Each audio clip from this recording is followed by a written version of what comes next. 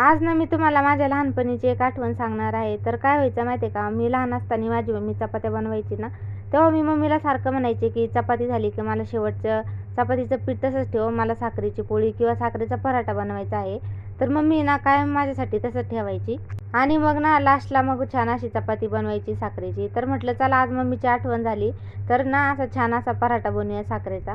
तर मी आहे ना एक चपातीचा लास्ट चपातीचा उंडा घेतला आणि त्यामध्ये आहे ना त्याला थोडंसं लाटून घेतलं. त्यामध्ये 2-3 चमचे साखर घातली. छान असं चौकोनी मी त्याला आहे ना लाटून घेतलं. त्यावर तेल किंवा तूप घालायचं आहे. तूप घातल्याच्यानंतर ना त्यावर आपल्याला जो लाटलेला आपण साखरेचा पराठा किंवा पोळी म्हणू शकता ते घालून घ्यायचं आहे आणि पुन्हा दोन्ही साईडनं छान असं खमंग खरपूस भाजून घ्यायचं आहे आणि बघू शकता इथं छान अशी साखरेची पोळी किंवा साखरेचा पराठा तयार आहे. तर तुम्ही कधी खाल्लेला आहेत का असा? नक्कीच मला कमेंट करून सांगा आणि व्हिडिओ आवडला तर व्हिडिओला लाईक करा आणि चॅनलला मात्र सबस्क्राईब करा. बाय.